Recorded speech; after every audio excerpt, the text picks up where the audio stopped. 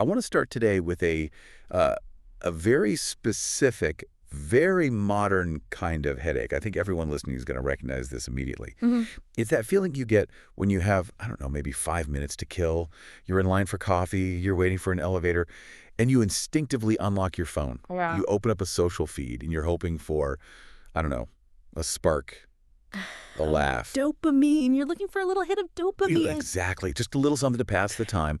But instead of a spark, you are just hit with a wall of absolute noise. Yeah. Just this barrage of stuff. Stuff is a very polite word for what we're seeing these days. It is, isn't it? Yeah. I'm talking about what people online are calling the slop.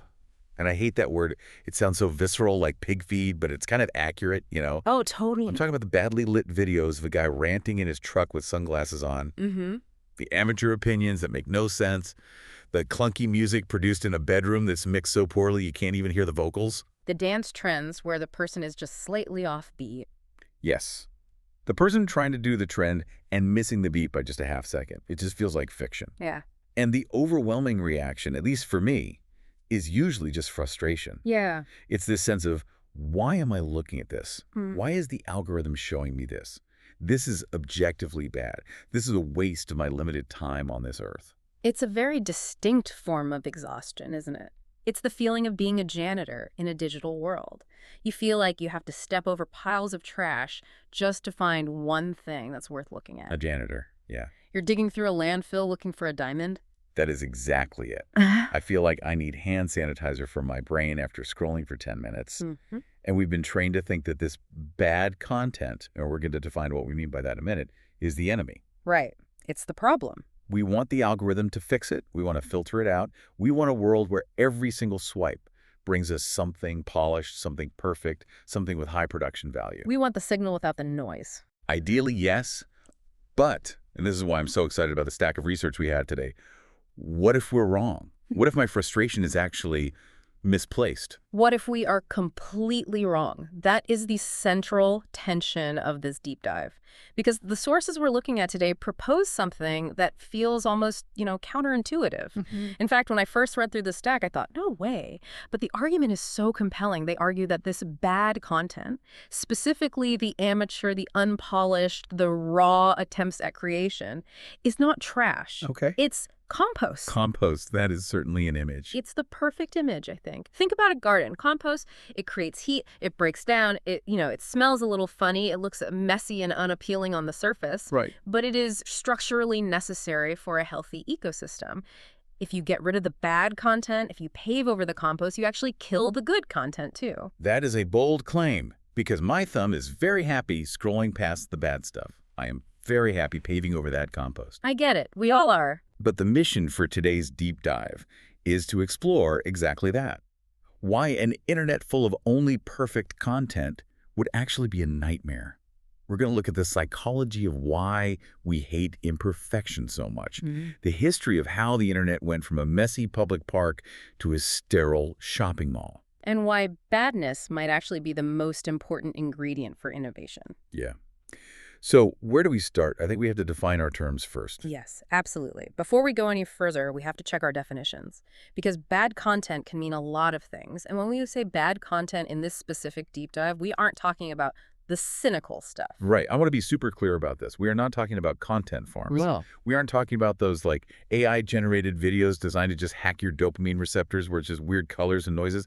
That stuff is sludge. That stuff is objectively annoying and manipulative. correct. We aren't talking about manipulation or lazy cash grabs. We are talking about amateurism. We are talking about the sincere badness. Okay, sincere badness. The child learning to sing who posts a video. The local band recording a demo in a garage where the feedback is screeching. Yeah. The early YouTube vlog where the camera is shaking because they're holding it with one hand and the lighting is just yellow. The rough draft. The stuff that hasn't been optimized yet, the stuff that feels raw and maybe a little embarrassing. Precisely. And the reason this topic is so heavy for us, the reason you feel that visceral ick when you see it, isn't just because the video's blurry. It's because of a psychological conflict deep in our modern brains. Which is? We have internalized a belief that we have a moral obligation to optimize every single moment of our time. Oh, that hits home. The efficiency trap. Yeah. I feel this every single day. If I'm not learning something or being entertained at a very high level, I feel like I'm failing. It is a trap, and if you consume something bad, something unpolished, you feel like you've been robbed. You feel like your efficiency has been attacked. I only have 30 minutes of free time tonight, and I just watched a 3-minute video of a guy failing to explain a movie plot. You feel cheated. I feel like I want a refund of my time. But the sources argue that this is a profound misunderstanding of how creativity and, frankly, humanity actually works.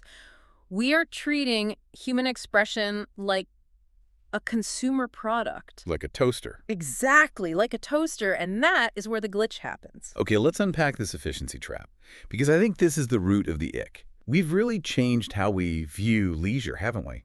Leisure isn't what it used to be. It's unrecognizable compared to even 50 years ago. Yeah. I mean, if you look back historically, leisure used to mean drifting. It meant lingering. Yeah. You would walk through a town square, maybe watch a street performer. And let's be honest, most street performers are not Cirque du Soleil. No.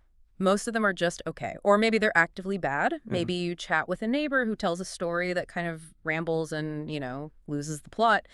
And in that historical context, that was fine. That was the leisure. The wandering was the point. Right. Nobody was rating the neighbor's story on Rotten Tomatoes. You weren't standing there thinking, I could be listening to a better story on a podcast right now. Exactly. But now, leisure is treated as a productivity problem to be solved. We have limited free time, so we feel this immense pressure to maximize the ROI, the return on investment of our relaxation. We need to win at relaxing. That is such a depressing way to put it, but it's absolutely true. Which brings us to the hidden assumption. The hidden assumption. The hidden assumption is that content exists only to be consumed efficiently. It's treated like that toaster on a shelf. If you buy a toaster and it doesn't toast bread perfectly, it is defective. You return it, you leave a 1-star review. And we do that with content now. We have started applying that same logic to human expression. If a video isn't excellent, if the audio isn't crisp, it feels defective. But human expression isn't a toaster. It's messy. It's biological. It's a process. It is not a toaster. And this is where the context shift is so important. This is the part of the research that really blew my mind. Historically, local bands, community theater, family stories, they were judged by connection and participation. Give me an example of that. Okay, think about a school play. You go to watch your nephew in a school play. Okay, I'm with you. The production value is 0. The sets are made of cardboard. The acting is, let's just say, enthusiastic. It's terrible. Let's be real. It's objectively terrible. Objectively, it is terrible art, but do you leave feeling angry? Do you feel ripped off? No. Yeah. Of course not. I feel proud. I feel happy to be there. I'm cheering for him. Because the value wasn't in the production quality. The value was in the relationship. You went because you loved your nephew. The context was community. Right. But the internet collapsed all those contexts. It flattened them completely. It took the school play and put it on Broadway. In a way, yes. Now, a teenager sketch or a grandmother's blurry video sits on the exact same screen, pixel for pixel, right next to a professionally produced masterpiece. And right next to a clip from a billion-dollar Marvel movie. Precisely. So we subconsciously compare them. And the source material uses this incredible analogy of the child singing. I want to stay on this for a second because it's really the emotional core of the argument. Okay, lay it out for me. Let's run a little thought experiment. I want you to visualize a living room. It's 7 p.m. on a Tuesday. There's a 7-year-old girl standing on the coffee table. Okay, I'm there. Shag carpet, maybe a dog in the corner. She's holding a hairbrush like a microphone. She's singing a Taylor Swift song. And to be clear, she is absolutely butchering it. What? She is off-key. She doesn't know half the words. She's just screaming the chorus. I have nieces. I know this sound very well. It's piercing. Now, in that room, sitting on the sofa, what is your reaction? Do you cringe? Do you boo her? No, of course not. You clap. You smile. It's adorable. You're watching her be brave. You're watching her try something. You're encouraging her. Exactly. The value of the performance isn't the audio quality. The value is the context. It's about relationship, growth, and safety. Now, take that exact same audio file. Strip away the living room. Strip away the knowledge that she's 7. Upload it to a global feed alongside a professionally mixed pop song. Oof. Yeah. The context collapses. Suddenly, she isn't a niece learning to be brave. She is a content creator failing to entertain. And because the screen flattens everything, you judge her pitch against the pitch of the pop star she's scrolling next to. And that's where the ick comes from. We're applying product standards to human processes. And we look at the lighting, and we check the pitch accuracy. The context shifts from growth to global competition.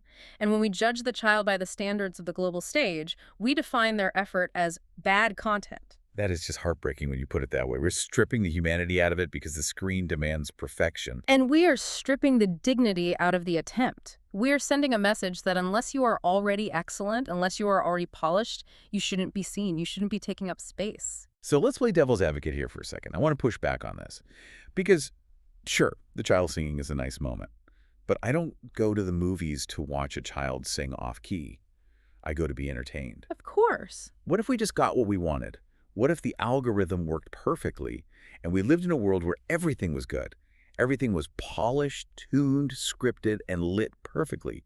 Would that really be so bad? Why shouldn't we want excellence? It sounds like utopia, doesn't it? A frictionless entertainment world. It does. But the sources argue it would be a disaster. It would lead to what they call the inflation of standards. Inflation-like. Yeah.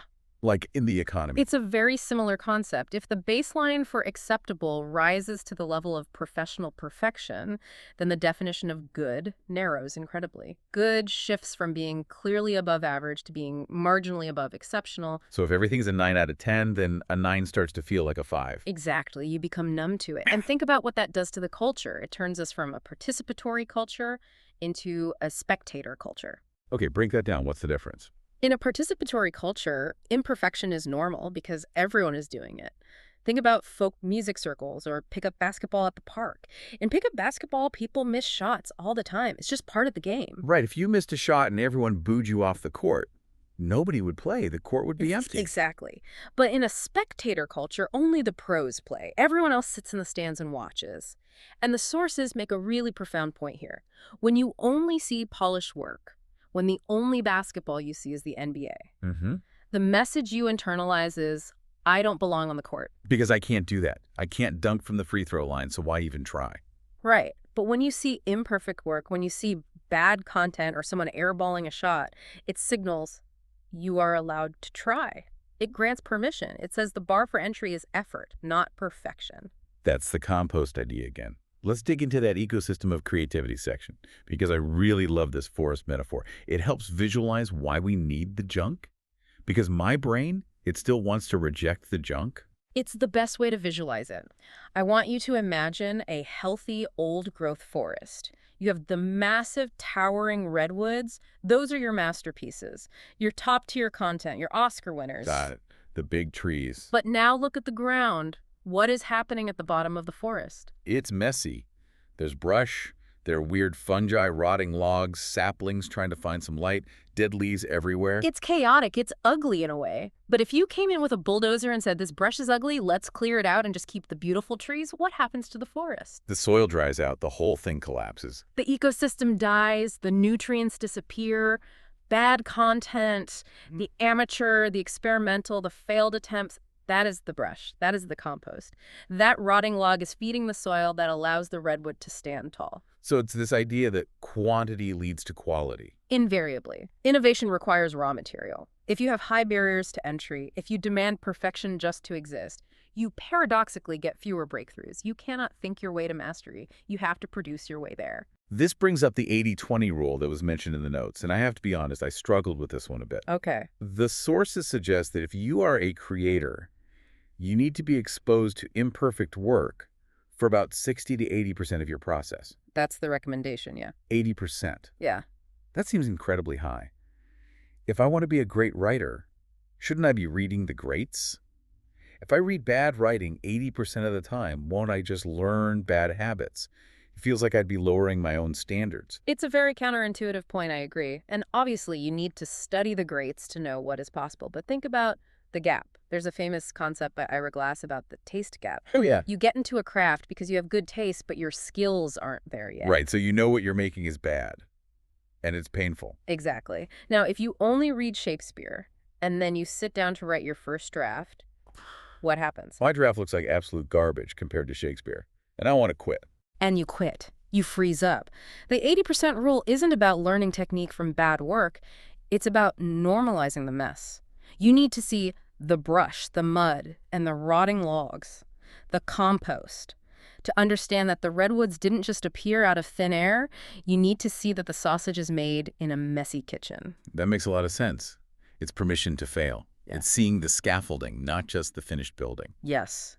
When you see a bad video, you see the human effort. When you see a perfect video, you just see a product.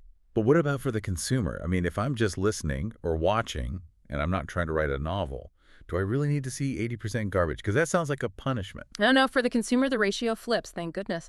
The sources suggest a sweet spot of about 20 to 40% exposure to amateur or imperfect content. Okay, so why not zero? Why not just filter it all out and live in that perfect utopia we talked about? Calibration. You need contrast. Silence makes music powerful. Bland food makes spices stand out. If you never see a rough draft, you stop appreciating the masterpiece. You become numb to excellence because excellence becomes the baseline.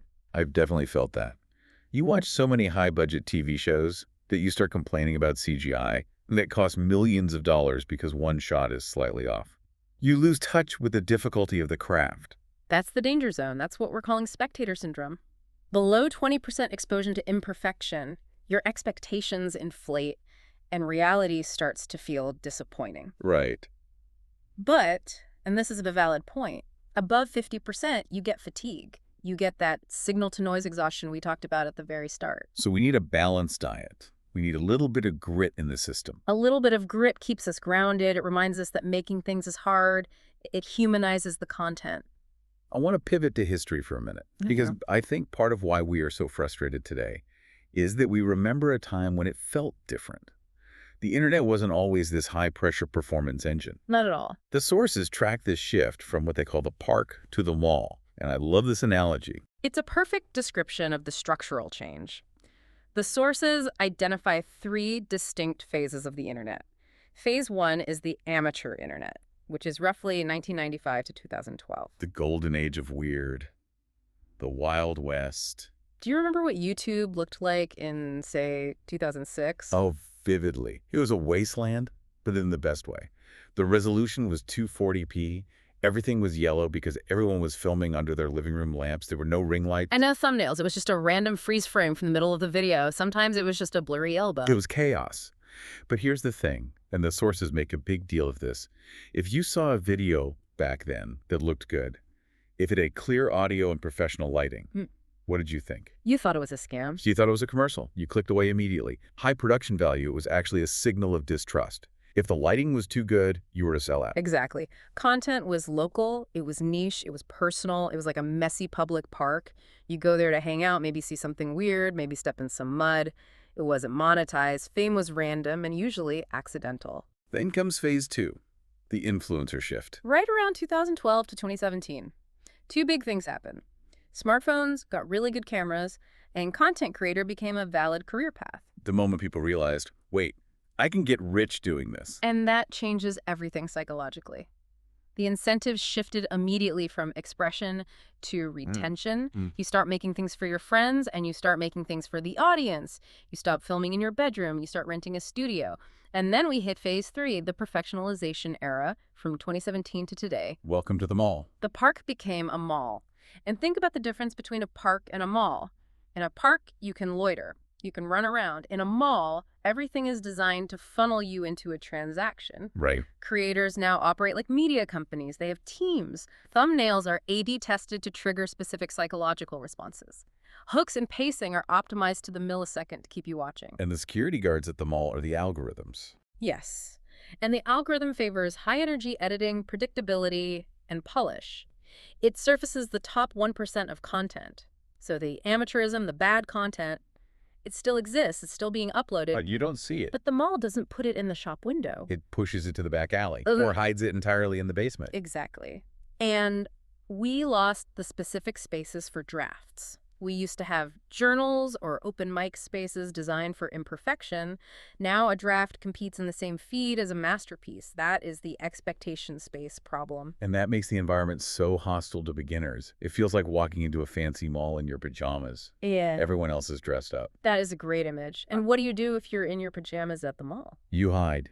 You don't participate. You go home. You go home. But here's where it gets really interesting. Despite all this polish, despite the mall, some of the biggest cultural phenomena of the last decade started as bad content. They started as the guy in pajamas. This is the diamond in the rough phenomenon, and it proves the thesis that polish is not the most important variable. In fact, sometimes polish is actually a detriment. Let's talk about Minecraft, because people forget early Minecraft it was rough. Rough is generous. It was ugly. It was Right. buggy. It had no structure. It was just blocks. There was no tutorial. You just spawned and then you died. If you showed early Minecraft to a modern focus group, they would say, this is bad content. Next. So why did it work? Why didn't everyone just go play Call of Duty, which looked amazing? It's what the sources call the compression test. The core idea, a fully destructible, buildable world, was so strong that it survived the terrible execution. It wasn't about the graphics, it was about the possibility. It's like the graphics were just a placeholder for your own imagination. Precisely. The badness of the graphics actually invited the player to fill in the gaps. It was participatory. Wow. And look at Stardew Valley. It launched into a niche genre farming sims that was supposedly dead. Right. It was made by one guy, Eric Barone, in his bedroom. It didn't have the flash of a AAA game. It looked like a Super Nintendo game from 1994. But it had that sincere badness. Or rather, sincere simplicity. It had heart, it had a soul. It wasn't cynical. And RuneScape? I remember playing RuneScape in a web browser. It looked like cardboard cutouts moving around. It was Yeah. clunky as anything. The walking animation was just sliding. But it was accessible. And it was social. Yeah. It succeeded because it was a park inside of a world that was quickly becoming a mall. It was a place to hang out. It didn't demand perfection from you. So who are the people playing these broken, ugly games before they get big? Who are the people watching the blurry videos? Because most of us run away. Who stays? These are the early adopters. Yeah. And their psychology is fascinating. They aren't consumers in the traditional sense. They are explorers. They want to find the thing before it's cool. The bragging rights. There is an identity component, the I was there factor, for sure. But there is also a genuine curiosity component. They are willing to endure the badness, the bugs, the lag, the bad audio, because they want to participate in the growth. They want to be part of the discovery. They want to be the ones who say, I saw the potential. They are the scaffolding. That is a beautiful way to put it. They provide the feedback and the patience that keeps a fragile idea alive long enough for it to mature. Without those people who are willing to consume bad content, Minecraft never becomes Minecraft. It just dies in a forum thread somewhere. That is a sobering thought. How many Minecrafts have we lost because the mall mentality crushed them before they could find that scaffolding? Yeah. How many great ideas just died because the audio quality wasn't good enough on the first try? Probably many. Hindsight makes success look inevitable. We look at Minecraft now and we say, of course it was going to be a hit. But in the moment, it looked like a failure or just a weird oddity. It looked like slop. So, bringing this up to the present day, we are deep in the mall era. Everything is optimized. Is there any hope? Or are we just doomed to this polished sameness forever? Because frankly, I'm getting bored. You are not alone. Actually, the sources point to a pretty significant counter-movement. Post-COVID, specifically from 2020 to 2025, we are seeing a trend away from the polished and perfect. People are burnt out on perfection? Is that it? Burnout is a huge driver. We are seeing a hunger for slow or weird content. We are seeing a rejection of that algorithmic sheen. What are some examples of this? Where do we see the cracks in the mall? Well, look at gaming again. Lethal Company. Have you seen this? Oh yeah, my nephew plays it constantly. It looks like a PS1 game. It's janky, the voice chat cuts out at weird times, the monsters look goofy. It looks like it was made in 1998. And it was a massive hit. Millions and millions of players. Why? Because it relies on social comedy and chaos rather than cinematic polish. It feels like a return to the park. It creates moments that aren't scripted. Right. Or look at movies. Everything, everywhere, all at once. That movie was pure chaos. It was messy. It broke every single rule of the blockbuster formula. It had hot dog fingers. It had a rock with googly eyes that made me cry. And it swept the Oscars. It proves that audiences are actually desperate for something that feels human, even if it's a bit unhinged, even if it's messy. And on YouTube, I've noticed these video essays that are 4 hours long. I saw one the other day that was a 5-hour history of the Disney Channel theme song. Who was watching that? Millions of people are watching that. The algorithm consultants would tell you, make it 10 minutes, cut every breath, keep it fast, retention, retention, retention. And yet, millions of people are watching a 4-hour breakdown of a Disney Channel sitcom or the philosophy of architecture. It proves we do have attention spans. We're not just goldfish. We have attention spans for things that matter, for things that have depth. We are tired of the sugar rush of the mall. We want a real meal. We are willing to sit through something long and unpolished if the substance is there. However, there is a group that I am worried about. And the sources flag this as a major challenge. Gen Alpha. The kids born after 2010. The iPad kids. This is the shadow side of the modern landscape.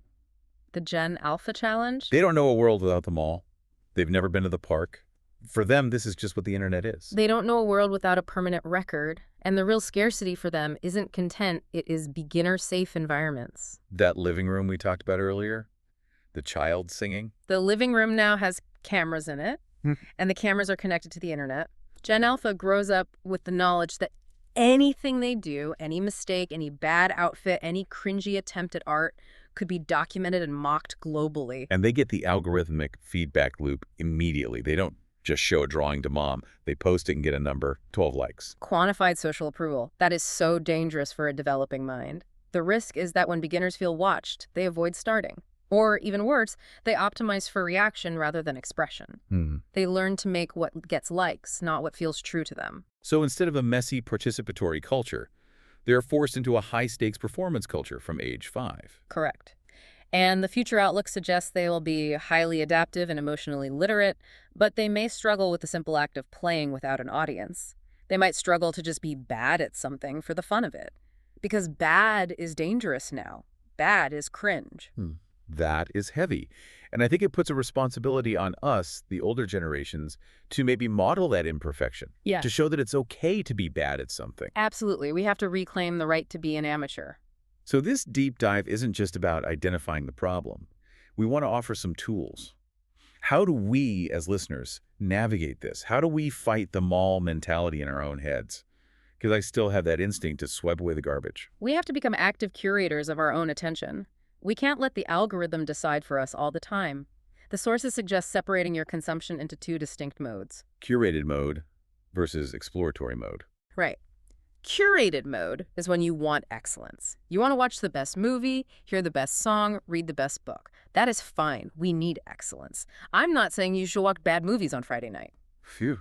Okay. Good to know. But you need to deliberately schedule exploratory mode. This is when you go browsing. This is when you put on your explorer hat and just wander. This is when you sort by new instead of top. This is when you subscribe to a newsletter with only 50 readers. This is when you consciously accept imperfection because you are looking for potential. You are looking for the unexpected. You are looking for the human. I love the idea of sorting by new. Yeah. It's scary, but it's where the real stuff is. I tried it on Reddit the other day, and it was wild.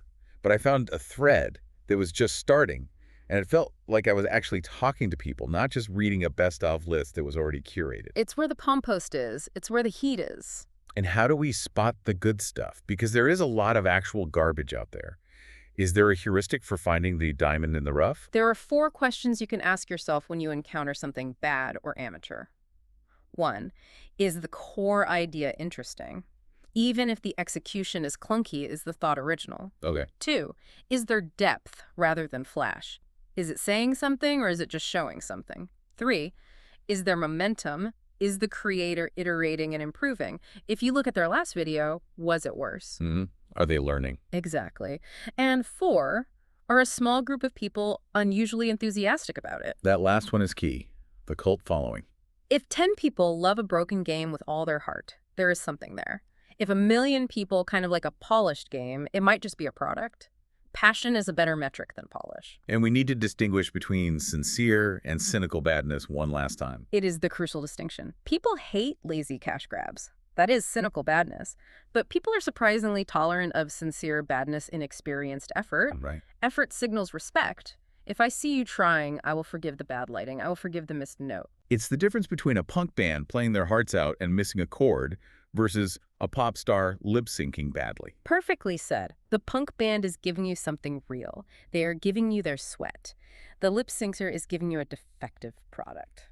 So we started this deep dive thinking bad content was waste. We wanted to hose it off the sidewalk. We wanted a pristine, sterilized internet. And we ended up realizing it's the soil. It's the mud that allows the lotus to grow. It's the necessary friction that creates heat and new life. And we identified this missing middle layer. Yes. A healthy culture needs beginners, intermediates, and experts. If the middle disappears from view, if we only see the beginner and the expert growth feels impossible, the gap looks too big to jump. We need to see the messy middle to believe that we can make the jump too. We need to see the struggle. That is the big takeaway for me. We need to protect the messy middle. We need to protect the compost. Absolutely. So here is the final provocative thought for everyone listening. We spend so much time trying to be efficient, trying to curate the perfect feed, trying to present the perfect self. We try to edit out the slop of our own lives. But the most valuable skill for the future might not be creating perfect content. It might be having the courage to create and consume things that aren't perfect. Because what looks unfinished today Is often the first step of something that doesn't yet know what it will become. Greatness is not the norm. Growth is. Greatness is not the norm. Mhm. Growth is. I'm going to write that on a Post-it note and stick it to my monitor. It's a good one to keep in mind. Thank you all for diving deep with us today. Go find some messy art, go sort by new, go make something bad, and we will see you on the next one. Stay curious.